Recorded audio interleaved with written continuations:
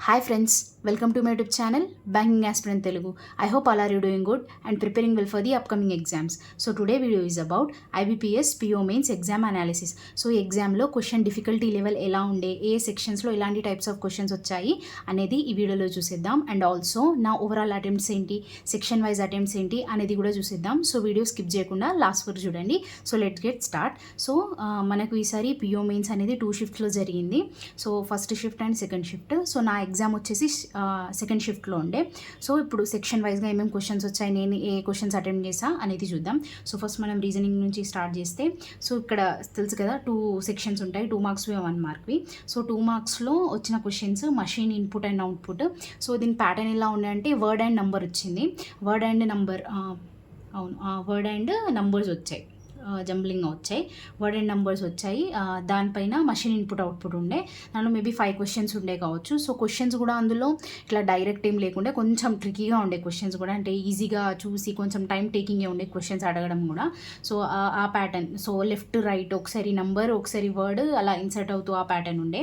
So అందులోనే 2 మార్క్స్లోనే coded distance and directions ఇచ్చిండు. So అందులో ఒకటి ఎయిదర్ ఆర్ కండిషన్ ఉండే, ఒక 2 సెంటెన్సెస్కి ఒక 2 కండిషన్స్కి ఎయిదర్ ఆర్ ఉండే అంతే. అంటే ఒక వెస్ట్ నార్త్ లేకపోతే సౌత్ లేకపోతే వెస్ట్ ఈస్ట్ అలాంటి 2 కండిషన్స్ ఉండే. అవి 3 క్వశ్చన్స్ ఉండే అనుకుంటా. డాటా సఫిషియన్సీవి 2 క్వశ్చన్స్ ఉండే అనుకుంటా. సో ఈ క్వశ్చన్స్ ఉండే. అండ్ ఇంకొకటి పజిల్ ఉండే కావచ్చు, నాకు అంత సరిగ్గా గుర్తులేదు ఆ పజిలా సిట్టింగ్ అరేంజ్మెంట్ అనేది. సో అది సరిగ్గా గుర్తులేదు, కానీ ఇవి గుర్తున్నాయి. సో నేను చేసినవి నాకు బాగా గుర్తున్నాయి, మీకు బాగా చెప్పగలుగుతా. సో అది నేను టచ్ చేయలేదు కాబట్టి దాని గురించి ఎక్కువ ఇన్ఫర్మేషన్ మీకు ఇవ్వలేను. సో నేను మషిన్ ఇన్పుట్ అవుట్పుట్ చేసా. ఇందులో 2 మార్క్స్ దాంట్లో కోడెడ్ డిస్టెన్స్ అండ్ డైరెక్షన్ చేసా, దెన్ డాటా సఫిషియన్సీ చేసా. సో ఇవి 2 మార్క్స్లో. దెన్ వర్క్ మార్క్లోకి వచ్చేస్తే మనకి ఏమేమి వచ్చాయంటే ప్యారలల్ రోస్ది. సో 5% అంటే ఇలా 5% నార్త్, 5% సౌత్ ఇలా వచ్చేసి వాటికి సమ్ ఫ్రూట్స్ అనుకుంటా, లీచీ అవి వేరియబుల్, ఒక వేరియబుల్తో వచ్చాయి. PQRST అండ్ ABCDE అవి వచ్చాయి నార్త్ సౌత్. అది డూయబుల్ ఉండే, ఈజీగా ఉండే. సో అందులో ఒక వేరియబుల్ ఉండే, లీచీ, యాపిల్, మ్యాంగో వాళ్ళకి నచ్చిన ఫ్రూట్స్ అది ఉండే. ఇంకొకటి సర్క్యులర్ అరేంజ్మెంట్ ఉండే. సో ఇక్కడ ఒక కండిషన్ ఏమి ఇచ్చేసిందంటే సర్క్యులర్లో 8%ది సర్క్యులర్ అరేంజ్మెంట్ ఉండే, ఇది 10%ది ఉండే. సర్క్యులర్ది 8 పీపుల్ ఉండే. సో వాళ్ళు ఇన్సైడ్ చూసేవాళ్ళు అవుట్ సైడ్ వాళ్ళకన్నా ఎక్కువ అని ఉండే, అదొక కండిషన్ ఉండే. అండ్ వాళ్ళ ఏజెస్, సో అక్కడ క్లియర్లీ ఏజ్ మెన్షన్ చేయలేదు. సో ఒక హైలైటెడ్గా ఏమి ఇచ్చిందంటే లాస్ట్లో అంటే youngest person more than 10 age ఉంటుంది వాళ్ళది అని ఒక నోట్ ఇచ్చేసిండు అంతే. సో అది ఉండే సర్క్యులర్లో. ఇంకొకటి వర్డ్ ప్రాబ్లం ఉండే, అంటే ఒకటే వర్డ్ లేకుండే, అందులో 2 వర్డ్స్ ఉండే. సో బిఫోర్ ఎన్, నాకు వర్డ్స్ సరిగ్గా గుర్తు రావట్లేదు ఇప్పుడు. సో 2 వర్డ్స్ ఉండే. 2 వర్డ్స్లో సమ్ బేసిక్ ఆల్ఫాబెటిక్ ఆపరేషన్స్, అంటే బిఫోర్ ఎన్ వచ్చేటివి, తర్వాత హెచ్ తర్వాత వచ్చేటివి, తర్వాత మళ్ళీ 2 క్లబ్ చేసి వోల్స్ను రిపీటెడ్ వర్డ్స్ డిలీట్ చేసి, అంటే రిమూవ్ చేసేసి ఒక వర్డ్ ఉన్న దాంట్లో రైట్ ఫ్రమ్ 4తో ఏదో వర్డ్ లెటర్ అడిగిండు, అది వర్డ్ ప్రాబ్లం ఉండే. దెన్ ఒక కంపారిజన్ బేస్డ్ ఉండే, ఒకటి 6% అనుకుంటా, ఇలా ఉండే 6%. సో అందులో ఒక క్వశ్చన్ ఏమిచ్చేసిండంటే ACF అనుకుంటా, ACFది యావరేజ్ ఇచ్చేసి ఇందులో ఎఫ్దో ఈదో పాసిబుల్, అంటే మ్యాక్సిమం పాసిబుల్ ఏజో వెయిట్ అనుకుంటా, వెయిట్ ఎంతనో అడిగిండు, ఆ క్వశ్చన్ అడిగిండు అనుకుంటా. అలాంటిది కంపారిజన్ బేస్డ్ ఉండే. సో పజిల్స్లో వచ్చేసి అన్సర్టెన్ ఫ్లోర్ ఉండే అనుకుంటా, 2 ఇచ్చేసి. సో నేను అది చేయలేదు, సో దాని డాటా మీకు కరెక్ట్గా చెప్పలేను నేను. సో అన్సర్టెన్ అనుకుంటా. ఇంకొకటి డైస్ది, అంటే వర్డ్స్ ఉండే అందులో, ఏమేమో కొన్ని వర్డ్స్ ఉండే, తర్వాత డైస్ రోల్ చేస్తే అలాంటివి. సో అది ఉండే అన్నట్టు. సో ఇవి ఉండే. సో నేను ఇది డైస్ చేయలేదు, సో మీకు చెప్పలేను. సో అన్సర్టెన్ ఫ్లోర్ కూడా నేను టచ్ చేయలేదు. సో ఇవి 2 నేను చేయలేదు కాబట్టి దీని గురించి ఒక ఐడియా ఇవ్వలేను. ఇంకా 2 మార్క్స్ దాంట్లో మీకు చెప్పగలదు, ఒక పజిల్ 15%, 18%, సో అంత సరిగ్గా గుర్తులేదు, కానీ అది కూడా చేయలేదు నేను. సో నేను చేసినవి ఇది machine input output, coded distance and direction, data sufficiency and this parallel rows చేసా, డూయబుల్ ఉండే కాబట్టి చేసా. సర్క్యులర్ అరేంజ్మెంట్ కూడా డూయబుల్ ఉండే. నాకు పెద్ద కండిషన్స్ ఏమో ఒక 2 టైమ్స్ చేస్తే వచ్చేసింది. ఇది 1 వర్డ్ ప్రాబ్లం, ఇది కంపారిజన్ బేస్డ్. ఇంకొకటి రివర్స్ సిలాగ్జమ్ కూడా ఒకటి వచ్చింది. సో అది కూడా చేశాను నేను. సో ఇది అన్సర్టెన్ చేయలేదు, డైస్ చేయలేదు. సో మొత్తానికి రీజనింగ్ బాగానే డూయబుల్ ఉండే. ఇంకా కొంచెం పజిల్ ఇంకా కొంచెం చేస్తే మేబీ ఇది అన్సర్టెన్ ఫ్లోర్ నేను చేయాల్సింది. కొంచెం స్పీడ్ నాకే తగ్గినట్టు అనిపించింది. కొంచెం స్లో అయిపోయినా నేను ఇక్కడ మషిన్ ఇన్పుట్ అవుట్పుట్ దగ్గర. మేబీ అక్కడ ఒక వర్డ్ మిస్ చేసా నేను. సో ఎయిడ్ అనేది ఒకటి మిస్ చేసి రాసుకుంటూ వెళ్ళా. సో దానివల్ల ఇక్కడ నా టైం ల్యాక్ అయిపోయింది. అంటే ఇక్కడ టైం చాలా వేస్ట్ అయిపోయింది అన్నట్టు. సో అక్కడ నేను రాయలేదు. సో తర్వాత చూసుకునేసరికి మళ్ళీ ఇంకోసారి ఇట్లా రాయాల్సి వచ్చింది. అయితే అక్కడ టైం వేస్ట్ అయిపోయింది. లేకపోతే మేబీ అన్సర్టెన్ ఫ్లోర్ పజిల్ నేను చేసేదాన్ని ఏమో. అన్సర్టెన్ ఫ్లోర్ తీసి ఇది చేసేదాన్ని. సో దీనివల్ల ఇక్కడ నాకు కొంచెం టైం వేస్ట్ అయిపోయింది. సో అలా ఇవి చేసా. సో 2 మార్క్స్ దాంట్లో ఇవి, 1 మార్క్ దాంట్లో ఇవి చేసా. దెన్ నెక్స్ట్ మనం జనరల్ అవేర్నెస్కి వచ్చేస్తే ఏం పెద్ద సర్ప్రైజింగ్గా షాకింగ్గా ఎక్కడి నుంచి ఏం రాలేదు. నార్మల్గా banking related, current affairs related అలాంటివి వచ్చినాయి. మోస్ట్లీ అక్టోబర్ నవంబర్ నుంచి, అంటే అక్కడ డేట్ మెన్షన్ చేసిస్తాడు కదా. సో అక్టోబర్ నవంబర్ అక్కడి నుంచి వచ్చేసినాయి. సో క్వశ్చన్స్ నాకు గుర్తున్నవి నేను చెప్తున్నా. యూపీఐ రిలేటెడ్, అంటే ఫీచర్ ఫోన్లో ఏం యూపీఐ 1 2 3 పే ఉంటుంది కదా. సో దాని రిలేటెడ్ క్వశ్చన్ వచ్చింది. ఒలింపిక్ కమిటీలో ఎవరు చూజ్ చేశారు, సో ఆ క్వశ్చన్ వచ్చింది. దావా సూచక్ ఎవరు ఇన్వెంట్ చేశారు, అది వచ్చింది. సమ్ జాగృతి అని ఉండే. సో కామర్స్ అండ్ ఇండస్ట్రీది అది అలాంటిది కొంచెం related question. So liberalised remittance scheme నుంచి ఒకటి వచ్చింది. సో అందులో 2 టైప్స్ ఆఫ్ క్వశ్చన్ వచ్చాయి. ఒకటి నేపాల్ రెమిటెన్స్ ఒకటి వచ్చింది. మళ్ళీ ఇది లిబరలైజ్డ్ రెమిటెన్స్ స్కీమ్ ఎవరెవరు చేయొచ్చో, అంటే ఇక్కడ 4 ఆప్షన్స్ ఏమో ఇచ్చేసి హిందూ అన్డివైడెడ్ ఫ్యామిలీ, ఇండివిజువల్స్ అలాంటి క్వశ్చన్స్ 2 వచ్చేసినాయి రెమిటెన్స్ పైన మనకు. దెన్ నెక్స్ట్ టోకనైజేషన్, అంటే టోకనైజేషన్ కార్డు అవసరం లేకుండా చేసుకోవచ్చు కదా. సో అది ఎందులో వస్తుంది, ల్యాప్టాప్లోనా, ఫోన్లోనా, ఇంటర్నెట్ ఆఫ్ థింగ్స్లోనా, అలాంటిది ఒక క్వశ్చన్ అడిగిండు. సో టెలిగ్రామ్ ఒకటి క్వశ్చన్ ఏంటంటే, టెలిగ్రామ్ది అదే వాళ్ళ ఓనర్ని, ఆయన పేరేమో సరిగ్గా గుర్తులేదు కానీ అది మోస్ట్లీ టెలిగ్రామ్ రిలేటెడే ఆన్సర్. సో ఆ టెలిగ్రామ్ రిలేటెడ్ ఒకటి వచ్చింది. సో ఇంకొకటి ఇందులోనే మనం యాప్స్లోనే ఇంకొక క్వశ్చన్ కూడా వచ్చింది. యాప్స్లో నుంచి 2 క్వశ్చన్స్ వచ్చాయి. ఒకటి టెలిగ్రామ్ రిలేటెడ్ వచ్చింది, ఒకటి most active users. So most active users ఎవరెవరు, దాంట్లో వీచాట్, స్నాప్చాట్ ఇలాంటివి క్వశ్చన్స్ ఆప్షన్స్ ఉండే అన్నట్టు. అది అందులో అవి ఉండే. నెక్స్ట్ ఒంబడ్స్మెన్, అంటే వాళ్ళకు హరాస్మెంట్ ఏదైనా ఒంబడ్స్మెన్ చేసినప్పుడు వాళ్ళకు మ్యాక్సిమం కంపెన్సేషన్ ఎంత ఇవ్వడం, అదొకటి క్వశ్చన్ వచ్చింది. సో సెబీ రిలేటెడ్ ఏదో some money market related, capital market related question వచ్చింది సెబీ నుంచి. ఎంఎస్ఎంఈ నుంచి ఎలాంటి క్వశ్చన్ అయితే కొంచెం ట్రికీగా వచ్చింది. అంటే ఎంఎస్ఎంఈలో జరిగిన అమెండ్మెంట్స్ బిఫోర్ 2020 ఏమేమి అమెండ్మెంట్స్ జరిగినాయో లేకపోతే జరగలేదో అని ఆప్షన్స్ ఇచ్చేసిండు. అది ఎంఎస్ఎంఈ రిలేటెడ్ వచ్చింది. ఒకటి బ్యాంక్ సీఈఓ. సో తను ఫస్ట్ బంధన్ బ్యాంక్కి ఉండే, ఇప్పుడు ఎవరికి ఉండేనా లేకపోతే ఫస్టే బంధన్ బ్యాంక్కి, అలాంటిది ఏదో బ్యాంక్ సీఈఓ క్వశ్చన్ వచ్చింది. యాక్సిస్ బ్యాంక్ అదే బ్లూలో ఉంది క్వశ్చన్ వచ్చింది. ప్రాజెక్ట్ నెక్సెస్లో ఇచ్చేసి ఇందులో ఏది నెక్సెస్లో పార్టిసిపేట్ అవ్వట్లేదు అని అదొకటి వచ్చింది.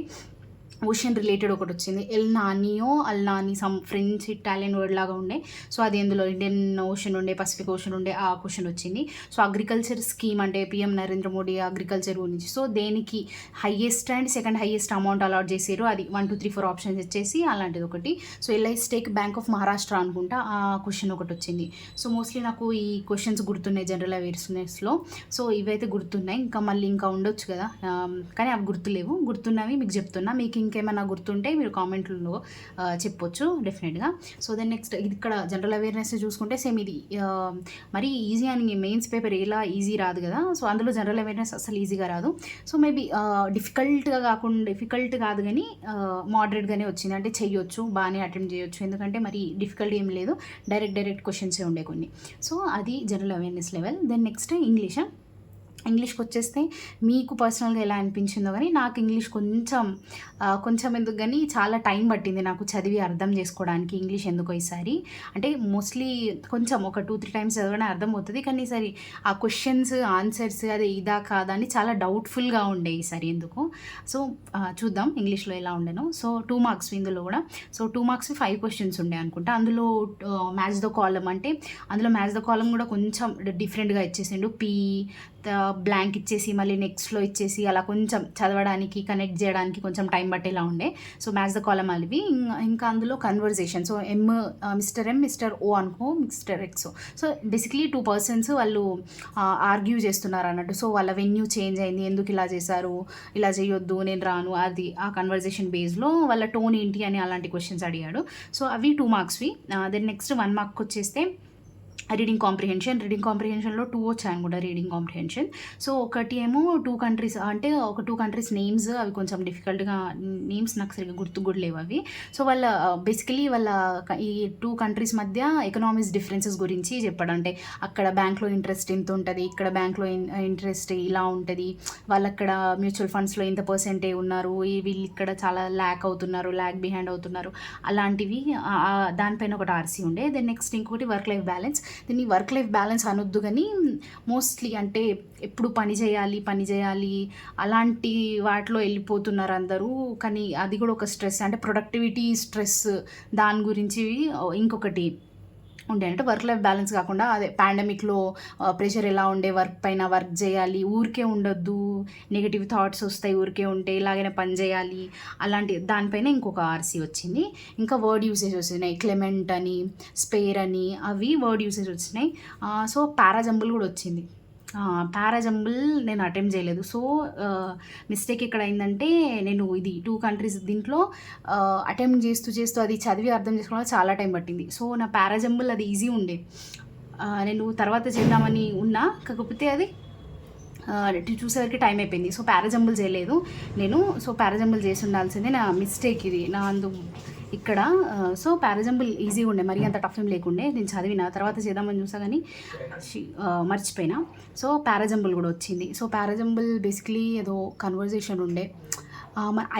అంటే మనము బేసిక్లీ ఒక పర్సన్ అంటే గేజ్ అంటారు కదా, కళ్ళల్లోకి చూసి మాట్లాడడం అలాంటిది. సో ఆ దానిపైన పారాజంబుల్ ఉండే. గేజ్, వాళ్ళని ఫస్ట్ టైం మనం ఇలా చూస్తున్నప్పుడు కళ్ళు పెట్టి చూస్తాం తర్వాత. సో ఆ టైప్స్ ఆఫ్ కన్వర్జేషన్ ఉండే. సో అది పారాజంబుల్ ఉండే. సో ఇవి ఒక పారాజంబుల్ కూడా, అంటే ఇది 1 మార్క్లో వచ్చింది. సో పారాజంబుల్ ఉండే, ఇవి 2 మార్క్స్లో మ్యాథ్స్ కాలం కన్వర్జేషన్ ఉండే. పారాజంబుల్ అనేది 1 మార్క్లో ఉండే. సో ఇది ఇంగ్లీష్. నాకు చూస్తే కొంచెం డిఫికల్ట్గా అనిపించింది, ఎస్పెషల్లీ ఆర్సీ. మేబీ నేను ఈ ఆర్సీ చూస్ చేయకుండా పారాజంబుల్కి వెళ్ళాల్సింది అసలు, కానీ నేను టైం చూసుకోలేదు. సో ఇక్కడ నా మిస్టేక్ అయింది. సో పారాజంబుల్ చేసి ఆర్సీకి రావాల్సింది. సో ఇది ఇలా ఇంగ్లీష్ కొంచెం మోడరేట్ టు డిఫికల్ట్ అనిపించింది నాకు. దెన్ నెక్స్ట్ మనం క్వాంట్కి వచ్చేస్తే, క్వాంట్లో కూడా సేమ్ 2 సెక్షన్స్ ఉంటాయి కదా, 1 mark and 2 mark. So 1 మార్క్లో 10 questions ఉండే. సో ఏమేమి క్వశ్చన్స్ ఉన్నాయంటే, ఫస్ట్ ఒక డిఐ ఉండే 1 మార్క్ దాంట్లో. So table and line.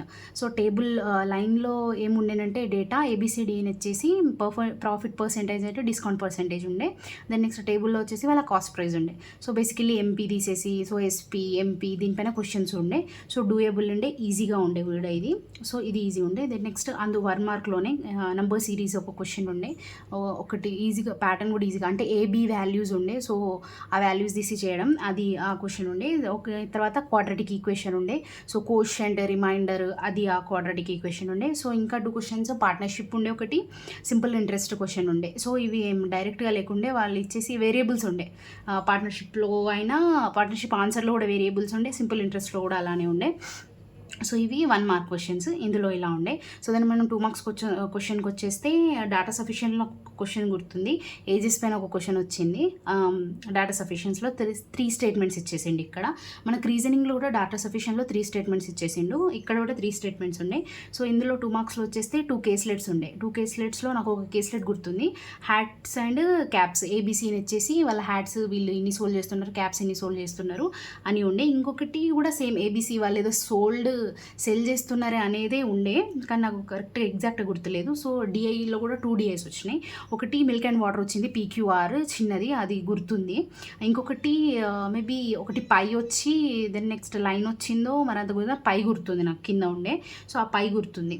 So ఇవి ఇలా వచ్చింది పేపర్. సో ఇక్కడ మనము క్వాంట్ చూసేస్తే ఈ 1 మార్క్ క్వశ్చన్వి డూయబుల్ ఉండే, మరీ అంత హార్డ్ లేకుండే కానీ డూయబుల్ ఉండే, మరీ అంత ఈజీగా కూడా లేకుండా, అంటే డైరెక్ట్ ఇలా చేసి క్వశ్చన్స్ అలాంటివి కూడా లేకుంటే వేరియబుల్స్ ఉండే, విత్ వేరియబుల్స్ ఉండే. ఒక డిఎన్ వదిలేస్తే డిఏలో వేరియబుల్స్ ఏం లేకుండే, నంబర్ సిరీస్లో అయినా, క్వాడ్రాటిక్లో అయినా, పార్ట్నర్షిప్లో అయినా, సింపుల్ ఇంట్రెస్ట్లో అయినా వేరియబుల్స్తో ఇచ్చేసిండో, డైరెక్ట్ క్వశ్చన్స్ ఏమి ఇవ్వలేదు. సో ఇక్కడ నేను చేసిన క్వశ్చన్స్, ఇక్కడ డిఐ ఇది చేసా, ఈజీగా ఉండి ఇది చేసా. సో దెన్ నంబర్ సిరీస్ ఇది చేసా, క్వాడ్రాటిక్ ఈక్వేషన్ కూడా చేసా, పార్ట్నర్షిప్ అండ్ సింపుల్ ఇంట్రెస్ట్. ఇక్కడ పార్ట్నర్షిప్ చేసా, సింపుల్ ఇంట్రెస్ట్లో నాకు కొంచెం నేను ఏదో తప్పు చదివేసిన, అక్కడ ఇంట్రెస్ట్ ఇవ్వలేదు అనుకుని స్కీమేలో ఆల్రెడీ వాడు 10% ఇంట్రెస్ట్ అని ఇచ్చేసిండు, కానీ నేను ఏదో తొందరలో ఇవ్వలేదు, దాన్ని ఫైండ్ అవుట్ చేయాలా అది ఇదని కొంచెం అక్కడ టైం వేస్ట్ అయిపోయింది. కానీ ఇది కూడా వచ్చేసింది. సో ఇక్కడ 1 మార్క్వి ఇలా ఈ క్వశ్చన్స్ 1 మార్క్లో ఇలాంటివి చేసా. సో దెన్ నెక్స్ట్ 2 మార్క్స్లో వచ్చేస్తే డాటా సఫిషియన్స్లో ఏజెస్ క్వశ్చన్ ఒక్కటి చేసా అంతే. తర్వాత అసలు నేను 2 మార్క్స్ని టచ్ చేయలేదు. అంటే వాటిని అటెంప్ట్ చేసా కానీ అది నాతోటి ఒక్కటి కూడా సాల్వ్ అవ్వలేదు. డిఐలో మాత్రం మిల్క్ అండ్ వాటర్ టచ్ చేయలేదు. ఇంకొకటి మిల్క్ అండ్ వాటర్ టచ్ చేయలేదు. అది ఇంకొకటి వచ్చింది అన్న కదా పైది, అదైతే అసలు చూడనే లేదు. ఇది మిల్క్ అండ్ వాటర్ కొంచెం చిన్నది ట్రై చేయడానికి చేసా కానీ, అంటే XYZ వాళ్ళ మొత్తం మిక్స్చర్ ఇచ్చేసి అలా ఇచ్చేసింది కదా, ఇది ట్రై చేద్దామని చూసా కానీ ఇది కూడా రాలేదు. సో నేను ట్రై చేసింది హ్యాట్స్ అండ్ క్యాప్స్ది. సో అక్కడ X% ఎబోవ్ అని ఇచ్చింది, మొత్తం ABC, దాని డాటా కూడా వచ్చేసింది. నాకు ఎందుకో మళ్ళీ క్వశ్చన్స్ రాలేదు, సేమ్ RRB POలో అయినట్టు. అంటే ఆ డిఐ ఆ కేసులెట్ అయితే సాల్వ్ అయింది కానీ ఎందుకో నాకు క్వశ్చన్స్ రాలేదు. అంటే ఆ క్వశ్చన్స్ సాల్వ్ చేస్తుంటే ఆన్సర్ రావట్లేదు. అంటే మరి అందులో నన్ ఆఫ్ దీస్ అట్లా కూడా లేకుండే. సో మేబీ నేనే ఎక్కడనో రాంగ్ చేయవచ్చు. సో అలా దీనివల్ల అగైన్ నా అటెంప్ట్స్ అన్నీ మళ్ళీ క్వాంట్లో పడిపోయినాయి. ఎందుకో ఏమో కేసులెట్ మళ్ళీ ట్రై చేద్దా అని భయం కూడా వేస్తుంది. అంటే ఫస్ట్ చేసా, వచ్చింది, అంటే డాటా చూడడానికి కూడా అంటే X% చేసేలానే ఉండే. సో చేసా కానీ రాలేదు. సో ఈ కేస్లెట్ రాలేదు. ఇంకో కేస్లెట్ ట్రై చేద్దామంటే అక్కడ టైం కూడా లేకుండే. సో అప్పటికి నేను ఇక్కడ సింపుల్ ఇంట్రెస్ట్ వదిలేసినా కదా, ఇక్కడికి వచ్చి చేద్దామని ఇది చేసా. సో మొత్తానికి 1 మార్క్వి చేసా కానీ 2 మార్క్స్ అసలు వేరేవి అయితే టచ్ చేయలేదు. జస్ట్ ఒక డాటా సఫిషియన్సీ ఇది టచ్ చేసా. మిగతావి ఆ కేస్లెట్ అయినా ఆ 2 DIs అయినా అసలు టచ్ చేయలేదు నేను. సో ఆ 1 మార్క్వి అయితే చేసా, కొంచెం డూయబుల్ ఉండే కాబట్టి. 2 మార్క్స్ అయితే అసలు టచ్ చేయలేదు. సో ఇది క్వాంట్ లెవెల్. నాకైతే డిఫికల్ట్గానే అనిపించింది. మేబీ మనకు ఎందులో మార్క్స్ తగ్గితే అది డిఫికల్ట్గానే అనిపిస్తుంది కదా. సో మేబీ నాకు కూడా అట్లానే అనిపించవచ్చు. సో ఇదైతే ఇలా 2 మార్క్స్వి నేను ఎక్కువ ఏం చేయలేదు. ఎక్కువ ఏంటి అసలు చేయనే లేదు. 1 మార్క్వి చేసా అంతే. 2 మార్క్స్లో ఒకటి చేసా అంతే.